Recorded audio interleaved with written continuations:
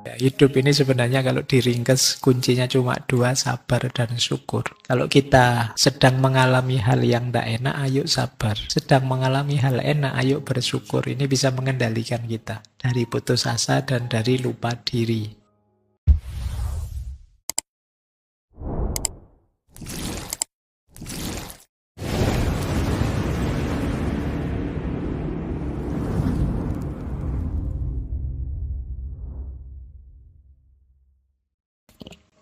Baik, bismillah. Assalamualaikum warahmatullahi wabarakatuh. Bismillah, mari kita lanjutkan lagi ngaji filsafat kita. Baik, terus. Nah, sekarang kita mulai berjalan karena kita sudah punya senjata dan juga punya bekal. Mulai kita masuk ke makom-makomnya. Pencarian kesempurnaan dan makom-makom suluk. Ada 6 juga. Yang pertama kholwah, yang kedua tafakkur, yang ketiga khauf, yang keempat rojak, yang kelima sabar, yang keenam syukur. Ini sebenarnya familiar di telinga kita istilah-istilah ini. Tapi coba kita lihat sebentar. Yang dimaksud makom-makom ini dalam suluk. Yang pertama kholwah. Kholwah itu kita maknai biasanya menyendiri. Menghindar dari keramaian. Maksudnya apa? Menghindari hal-hal yang mengalihkan perhatian kita dari Allah. Berarti apa? Kalau kita sudah kuat, tidak teralihkan dari yang selain Allah, berarti kita sudah kholwat sebenarnya.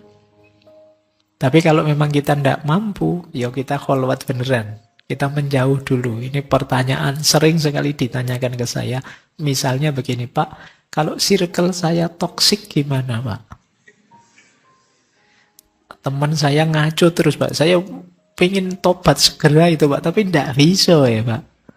Lagi sudah niat mantep-mantep, tiba-tiba diajak keluar, jalan-jalan. Balik lagi ke setelan lama. Akhirnya, ya kan kamu sering begitu, skill toksik. Ya memang strateginya apa? Kholwat. Kholwat itu minggir dulu. Kalau kamu merasa tidak bisa melawan pengaruh itu, yang menurutmu itu negatif, ya minggirlah. Entah dengan cara apa, minggirlah. Ya karena kalau kamu sadar itu toksik, beracun, kamu di situ terus, dan kamu tidak bisa melawannya, ya kamu keracunan terus. Cari alasan untuk kamu berjarak. Biar kamu kuat dulu. Kalau kamu sudah kuat, kamu boleh balik lagi ke circle-mu. Sekarang situasinya terbalik. Bukan mereka mempengaruhi kamu, tapi kamu yang mempengaruhi mereka. Kalau situasinya seperti ini sih, jalan saja sudah. Tidak apa-apa. Nah, sementara kalau kamu masih belum kuat, minggirlah. Itu yang disebut kholwat. Kalau kamu masih belum tahan godaan, minggir. Jadi karena kalau kamu nengah terus, ya tergoda terus. Wong kamu tidak bisa melawannya. Nah, dalam kholwat ini apa yang dilawan? Yang pertama, objek-objek indrawi. Kesenangan-kesenangan material. Ini sering memalingkan perhatian kita dari Allah. Yang kedua, situasi batin kita. Kadang cinta atau benci seseorang itu kan mempengaruhi kita dari Allah. Saking senangnya atau saking bencinya kita sampai lupa pada Allah. Saking tidak senangnya sama orang misalnya kita tabrak semua yang dilarang oleh Allah. Kita yo maki-maki, kita yo menyumpah-nyumpah, kita yo nyusah-nyusah melakukan hal yang dibenci orang dan lain sebagainya. Kita lupa pada Allah. Jadi dorongan batin atau asumsi batin itu sering justru mengalihkan perhatian kita dari Allah. Yang ketiga, pikiran-pikiran ilusif, kata beliau. Pikiran ilusif itu pikiran yang tidak penting, ilmu yang tidak manfaat, tidak ada gunanya, kamu masukkan semua di kepalamu. Informasi yang tidak ada gunanya, kamu masukkan semua di kepalamu. Itu mengganggu kita. Apalagi hari ini ya, kamu banjir informasi. Sudah tiap hari apa saja, ganti hari, ganti masalah. Yang viral ganti-ganti, kadang-kadang tidak nunggu ganti hari, ganti jam. Tadi sebelum berangkat ngaji yang viral apa, nanti pulang sudah ganti lagi yang viral apa. Dan kepalamu penuh dengan itu semua. Lu kapan terus kamu sibuk sama Allah? Nggak ada ya kamu ngajak temenmu, yuk jalan yuk sebentar, saya masih sibuk nih. Sibuk ngapain? Sibuk sama Allah. Nggak ada ya. Kesibukanmu pasti tidak tentang itu. Kalau ada yang begitu keren. Makommu sudah lumayan berarti kalau bisa begitu. Nah, coba deh pikiran-pikiran ilusifmu. Atau yang nomor 4 ini menarik kadang-kadang. Kejadian-kejadian ghaib. Istilah beliau sanawihul ghaib. Hal-hal yang mungkin kayak mukjizat luar biasa itu kadang mendistraksi kita dari Allahnya. Jadi jangan dikira karomah-karomah hebat yang luar biasa itu, anugerah yang besar itu, ujian yang sangat besar. Kadang-kadang kita berhenti di situ. Mungkin mengagumi kita yang hebat atau mengagumi orang lain yang melakukan kehebatan itu, justru kita lupa Allahnya. Nah, itu sanawihul ghaib. Kalau sudah begitu, minggir saja. Pak, saya ada sih Pak kehebatan 1-2. Cuma saya itu kalau dipuji orang, kepala saya besar. Lupa diri, sombong. Terus minggir biar tidak banyak dapat pujian yang aneh-aneh. Tidak usah baca komen-komen biar tidak. Kamu merasa tinggi, merasa besar, merasa hebat. Itu bagian dari sanawihul ghaib. Kemudian yang kelima, waridat. Al-hakiki, intuisi. Tiba-tiba mikir apa, dapat ilham apa, dapat itu sering kadang mengganggu. Pikiran-pikiran yang datang tidak terduga, yang sifatnya negatif. Nah, ini rute pertama kholwat, menghindari gangguan-gangguan. Minggir dulu. Jadi suluknya diawali dari minggir dulu karena kita masih lemah, masih mudah tergoda. Rute kedua, kalau sudah kholwat apa? Tafakkur. Mulai merenung, berpikir, siapa aku? Apa hakikat diriku? Kemana tujuanku? Itu kan tafakkur. Ini penting kan ada hadis itu. 1 jam berpikir itu lebih baik daripada 70 tahun ibadah. Nah, cuma ini jangan jadi alasan kamu males sholat, males itu gitu ya. Nanti diajak sholat, sebentar saya mikir dulu. Karena 1 jam mikir itu ya. Ini tidak ada hubungannya dengan kewajiban-kewajiban, berhubungan dengan keutamaan. Karena kalau kamu ibadah saja tanpa mendaya gunakan akal budimu, akal pikiranmu, ya nanti kamu jadi tidak kritis. Jangan-jangan masih kurang, masih keliru, masih bisa ditingkatkan dan lain sebagainya. Makanya itu lebih utama. Jadi bukan berarti ya saya tidak sholat, tidak apa-apa Pak. Saya mikir saja 1 jam. Saya kuliah saja 1,5 jam. Itu kan lumayan. Itu sudah 70 dibagi 2 tambah 7, 100 tahun ibadah itu berarti. Ayo cara memahaminya awas keliru. Nah, jadi tafakkur. Di antara yang mendekatkan kita pada Allah adalah tafakkur. Khususnya mentafakuri ayat-ayatnya. Ayat-ayatnya Allah itu yang beliau kutip ya ayat tentang afak dan anfus. Afak itu alam semesta, anfus itu diri kita. Semakin kita paham alam semesta dengan segala mekanismenya, semakin kita sadar bahwa ada pencipta dan pengaturnya. Semakin kita kenali diri kita, semakin kita sadar hadirnya Allah. Man arofa nafsahu faqad arofa rabbahu. Itu pentingnya tafakkur. Jadi rute kedua tafakkur. Rute ketiga khauf dan khuzn. Khauf itu takut, khuzn itu sedih. Khauf itu berhubungan dengan yang belum datang, besok ada ini ya, jangan-jangan gitu, itu kan takut. Kalau huzn itu berhubungan dengan sesuatu yang sudah lewat dan mengecewakan. Khauf dan huzn kalau bagi orang yang suluk isinya dua. Takut jauh dari Allah. Kemudian sedih kalau hatinya jauh dari Allah. Jadi ini juga jadi rute. Akhirnya apa? Ketika kita takut jauh dari Allah, kita juga takut melakukan dosa. Takut kehilangan kesempatan melakukan kebaikan yang mendekatkan kita pada Allah. Takut kehilangan momen untuk lebih mulia lagi, lebih dimuliakan oleh Allah. Jadi ini makom khauf. Nah, ada dua jenis, ada khauf, ada khosyah. Khosyah ini yang punya biasanya para ulama. Para ulama itu takutnya kepada Allah saja. Nah, kalau yang orang awam itu masih ada khauf. Kalau khauf itu takut umum, termasuk pada yang selain Allah. Nah, ini kalau di kita masih khauf, masih macam-macam takutnya, termasuk pada yang selain Allah. Jadi kalau para ulama itu khaufnya jenis khosyah saja. Nah, orang khauf itu nanti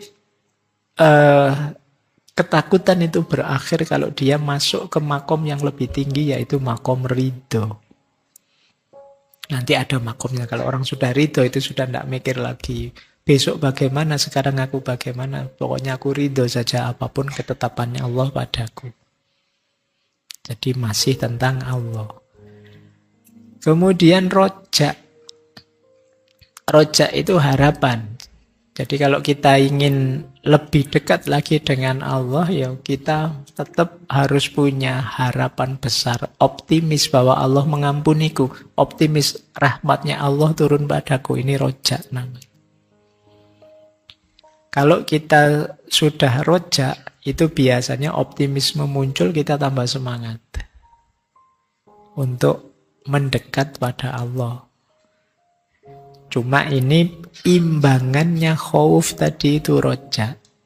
Kalau terlalu banyak khauf, orang putus asa. Kalau terlalu banyak rojak, orang jadi sembrono. Aman, merasa aman padahal tidak harus begitu. Aman yang tidak pada tempatnya. Jadi setelah khauf diimbangi oleh rojak.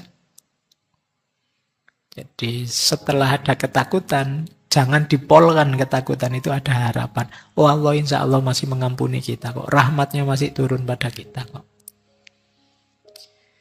Nah, rojak ini juga nanti biasanya lenyap kalau kita sudah masuk ke makom ma'rifat. Kalau orang sudah ma'rifat itu sudah ngerti hakikat segalanya, sudah. Tidak penting lagi ketakutan dan harapan itu. Ini rute keempat. Rute kelima, yaitu sabar.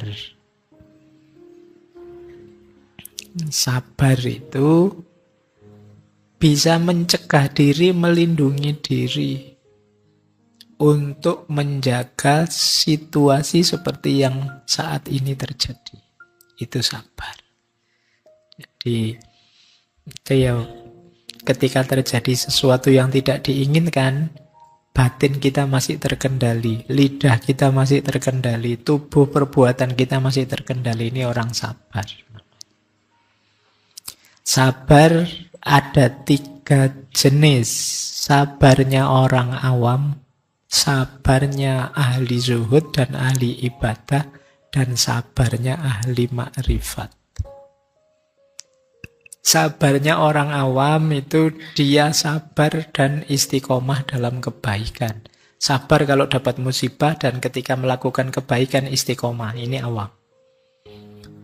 Ya meskipun awam dan rasanya ya abot melakukan ini ya. Kita perlu perjuangan untuk istiqomah ini. Kalau ahli zuhud, sabarnya itu sabar penuh harapan pada Allah. Ini ahli zuhud.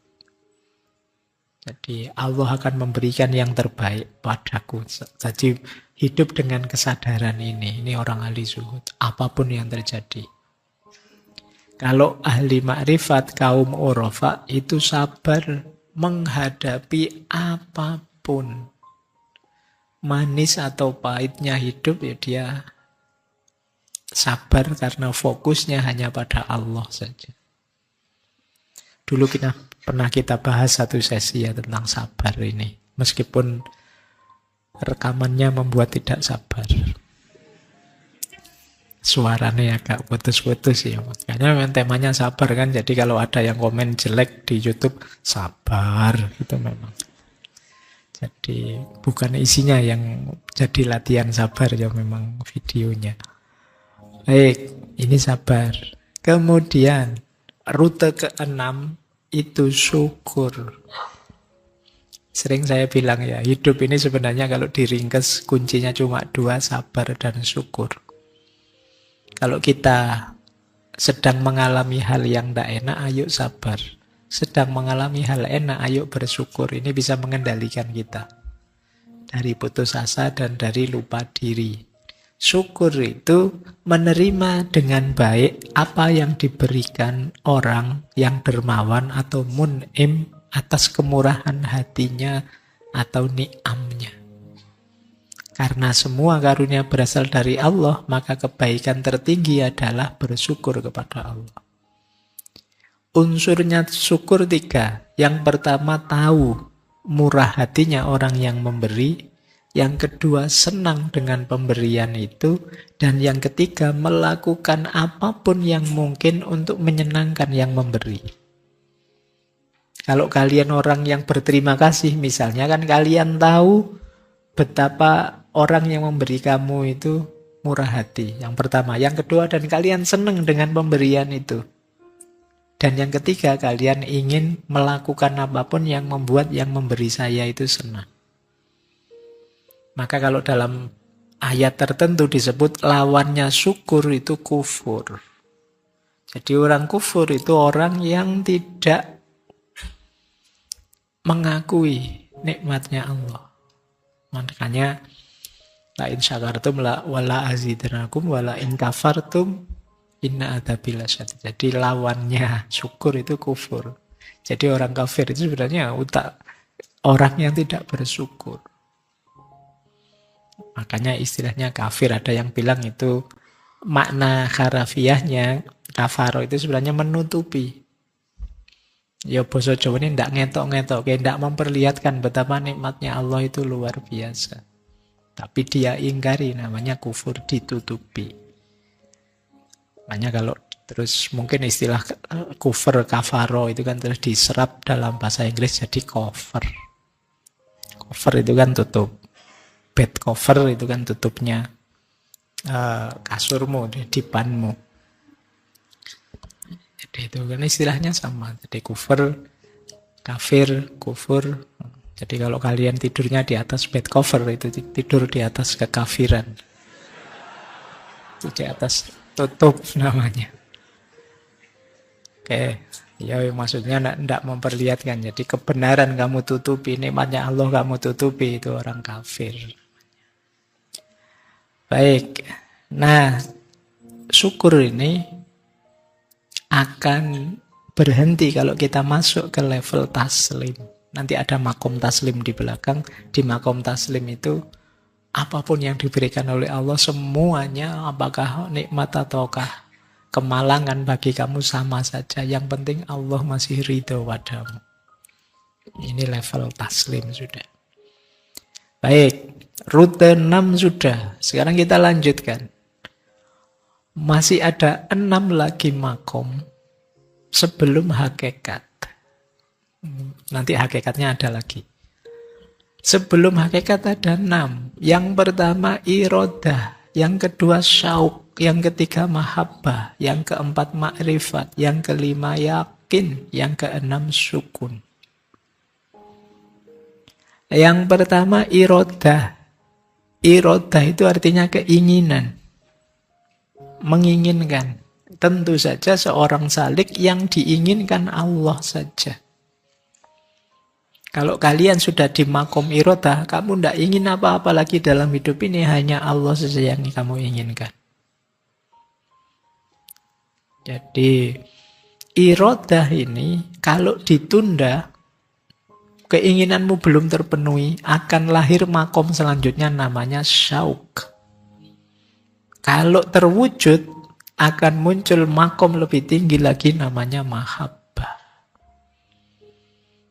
Jadi ada rutenya ya, keinginan, kerinduan, dan cinta. Ini 3 aspek. Jadi irodah, menginginkan Allah. Ketika ini belum terpenuhi, muncul syauk, kerinduan. Semakin lama kok belum dekat, aku pingin segera dekat, kok tidak dekat-dekat. Itu kepingin, terus muncul syauk.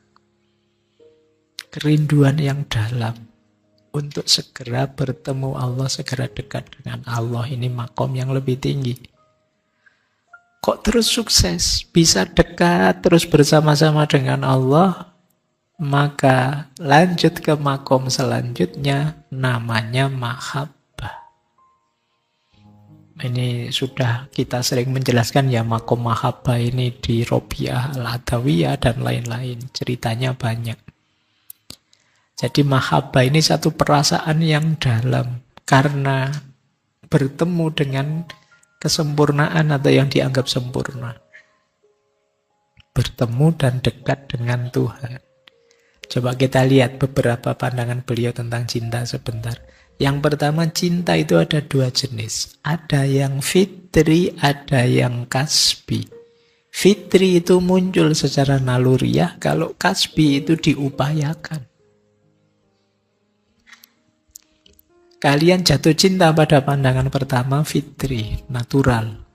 Kalau kalian tresno kuwi jalaran saka kulino, itu kasbi, perolehan. Karena sering bareng atau tiap hari kamu ngelibet aja di situ, terus jatuh cinta, senang. Diupayakan. Kamu misalnya ingin membuat lawan jenismu jatuh cinta, terus kamu rayu, kamu kasih hadiah, kamu sok perhatian tiap hari, terus nah itu terus dia seneng, jatuh cinta beneran, itu kasbi namanya. Nah, jadi biasanya strateginya kasbi, kalau naluri kan memang sengaja muncul, itu anugerahnya Allah. Tapi kalau yang kasbi ini iming-imingnya apa? Kebahagiaan dan keuntungan. Jadi, wah saya harus mencintai Allah ini, karena di situ ada kebahagiaan, ada keuntungan, dan lain sebagainya. Atau ada kesamaan. Saya tenang di situ karena sama. Nah, maka cinta itu bisa naluriah, bisa perolehan, kasbi.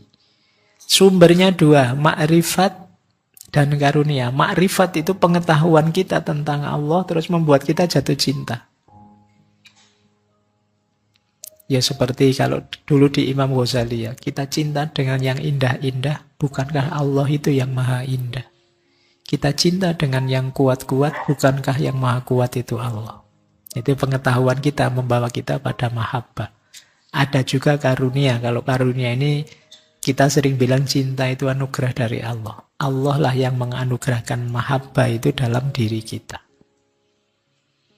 Nanti menurut beliau, unsur cinta itu harapan dan ketakutan, kerinduan dan keakraban, rasa mabuk dan kepasrahan, penyerahan diri dan ketaatan. Nggak usah dijelaskan ya, kalau dijelaskan jadi hambar. Kamu rasakan saja. Lanjut. Terus makrifat. Kecintaan yang lama akan melahirkan makrifat. Makrifat itu pengetahuan level tertinggi. Jenisnya pengetahuan ada 4. Ada muqallid, ada ahlu nadhur, ada ahlu dzauk, ada ahlu hikmah. Muqallid ini orang yang tahunya hanya diberitahu dan percaya. Ini muqallid. Ini level pengetahuan yang paling elementer, paling dasar. Ada level makrifat lebih tinggi, pengetahuan lebih tinggi. Ahlu nadhur. Ahlu nadhur itu seperti orang melihat asap terus menyimpulkan adanya api. Melihat ciptaan Allah terus sadar hadirnya Allah. Ini ahlu nadhur. Orang pinter, ilmuwan, saintis itu ahlu nadhur. Level ma'rifatnya pada Allah ada di level kedua. Ada level ketiga, ahlu dzauk. Ahlu dzauk itu dia mengenali sesuatu dari merasakannya. Sadar ada api karena dia merasa panas. Sadar ada Allah karena dia mengalaminya langsung. Dia sholat, ibadah, terus merasakan kedekatan dengan Allah. Itu namanya ahlul dzauk. Yang paling tinggi adalah ahlul hikmah. Ahlul hikmah ini yang tidak sekedar merasakan hadirnya api, merasakan hadirnya Allah, tapi juga bisa mencahayai sekelilingnya.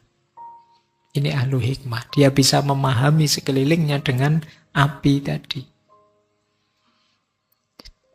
Jadi ini level-levelnya ma'rifat. Makanya orang yang sudah nyampe makom tertingginya ma'rifat itu dia paham segala sesuatu. Dan pahamnya beda dengan kita. Kalau kita kan memahami dari belajar, diberitahu buku, diberitahu orang. Orang ahlu ma'rifat ini ngalami sendiri langsung sekaligus ngerti segala sesuatu melalui ma'rifatnya. Allah itu kan yang tahu segala sesuatu. Bikulli syai'in alim. Maka ketika kita ma'rifat ada di puncak pengetahuan, kesadaran ilahiyah, yuk kita mengetahui segala sesuatu karena kita ada di sumbernya segala pengetahuan. Inilah orang-orang ahlul hikmah. Jadi semakin kita mahabbah, semakin akan ma'rifat. Yang kelima, yakin. Yakin itu percaya yang tidak terpengaruh oleh apapun. Ini yakin. Jadi kalau sudah ma'rifat, ya kita sudah ada di level tertingginya kebenaran, kita masuk ke makom namanya hakul yakin. Jadi kan dulu kita jelaskan ya, keyakinan itu ada 3 level, ada ilmul yakin, ada ainul yakin, ada hakul yakin. Ilmul yakin itu, misalnya saya tahu bahwa saya nanti akan diberi kopi. Biasanya memang begitu, itu ilmul yakin. Tapi begitu saya di sini kemudian melihat kopi, ini ainul yakin. Hakul yakin itu terus saya minum. Iya memang kopi, pahit. Nah, jadi ngerti sendiri dan kalau sudah begini tidak bisa dibantah. Ainul yakin pun itu mantap, tapi orang masih bisa membantah. Jangan-jangan cuma kelihatannya kopi, Pak. Jangan-jangan teh yang terlalu hitam atau apa. Kan bisa begitu ya. Kita tak rasakan nih. Hakul yakin juga begitu. Orang yang mengalami kebenaran tidak sekedar melihat atau memahami kebenaran. Ini level tertingginya makom. Kalau sudah nyampe di yakin, pasti kita ada di sini. Yaitu apa? Sukun. Jiwa jadi tenang. Wah ini melanjutkan bulan lalu ya. Kalau di tasawuf itu sampai ke makom tenang itu melalui sekian puluh makom tadi. Tidak bisa sekedar dimanipulasi pakai teori-teori di minggu kemarin. Jadi sukun itu tenang. Kalau dalam bahasa Arab ada 2 istilah, ghaflah dan itmi'nan. Ini sama-sama tenang. Kalau ghaflah itu tenang tapi negatif. Ketika kita tidak peduli dengan apa yang terjadi, itu ya tenang sih. Saya tidak ngerti apa-apa, cuek saja. Itu tenang yang negatif, namanya ghaflah. Tapi ada tenang yang positif, tumakninah, itmi'nan. Tenang yang positif, tenang yang karena kita tahu hakikat. Jadi yang macam-macam tidak menggoda kita, tidak menarik kita lagi. Hidup kita sudah ada di ranah yang pokok, yang hakiki. Ini sukun namanya. Nah ini kalau kita sudah tenang, ini kita hampir ada di puncak perjalanan. Sebentar lagi kita ketemu puncak-puncaknya perjalanan spiritual menuju Allah. Kita lanjutkan. Nah inilah makom puncak. Tawakal, ridho, taslim, tauhid, ittihad, dan wahdah. Ini kalau kita sudah ada di puncak akhir perjalanan, terminal terakhirnya 6 ini. Tawakal itu berarti mempercayakan semua urusan pada Allah. Dan aku puas dengan apapun ketentuannya Allah. Saya sudah ikhtiar, hasilnya apa terserah pada Allah. Itu kan tawakal namanya. Tapi tawakal itu bukan berarti tidak melakukan apa-apa. Saya sudah ikhtiar melakukan yang sejauh yang saya mampu. Hasilnya apa terserah pada Allah. Saya tahu Allah mesti akan menetapkan sesuatu sesuai keinginannya. Dan aku bukan apa-apa. Tidak bisa aku nawar, tidak bisa aku ngatur Allah. Allah lah yang maha pengatur. Jadi ini kalau sudah punya mental ini namanya tawakal. Saya sudah belajar semampu saya Pak. Hasilnya apa itu sudah urusannya Allah. Jadi ini tawakal. Kalau sudah sampai ke sini, tidak sekedar retorika, kita mulai ada di makom puncak. Kemudian ridho. Nah, kalau ridho itu kondisi batin yang sudah flat. Tidak ada kecewa, tidak ada menuntut. Jadi mengalami apa saja aku ridho. Di sini orang mengalami kedamaian mutlak. Ada kalimat begini, itulah kenapa malaikat penjaga surga itu namanya Ridwan. Ridwan itu dari akar kata ridho. Karena orang yang mencapai makom ridho, dia akan merasakan surga. Hidupnya tenang, bahagia, nyaman terus. Tapi kalau kamu masih menuntut, terus tidak puas, terus ya, kamu masih belum ketemu malaikat Ridwan. Kamu belum di surga. Tapi kalau kamu sudah bisa ridho, apalagi sepenuh hidupmu di makom ridho ini, maka di situ kalian merasakan surga. Kalau sudah ridho, maka kalian akan mampu taslim. Kepasrahan total kepada Allah. Jadi makom taslim ini lebih tinggi daripada makom tawakal. Kenapa? Kalau makom tawakal itu Allah itu kita pasrai ikhtiar yang sudah kita lakukan. Jadi Allah itu posisinya kayak wakil. Sudah ya Allah, aku serahkan padamu. Itu kan kayak ngasih tugas pada Allah. Orang tawakal itu kan begitu. Jadi kalau orang sudah taslim itu ya semuanya urusannya Allah. Taslim juga disebut oleh beliau lebih tinggi dari ridho. Kalau ridho itu Allah menginginkan apa dan keinginanku dan keinginannya Allah sama, makanya aku ridho. Tapi kalau dalam taslim keinginanku tidak ada, yang ada keinginannya Allah saja. Aku hanya pasrah total. Maka taslim disebut lebih tinggi. Terus kalau sudah tawakal, sudah ridho dan sudah taslim, kita akan masuk ke puncaknya diawali dari tauhid. Tauhid itu satu, menganggap satu atau mensatukan, kata beliau. Menegaskan bahwa Allah adalah Maha Tunggal. Jadi ada yang menganggap tauhid itu awalnya makrifat, ada yang menganggap tauhid itu tujuan puncaknya makrifat. Jadi tauhid itu nanti kesadaran bahwa ya yang ada satu-satunya hanya Allah saja.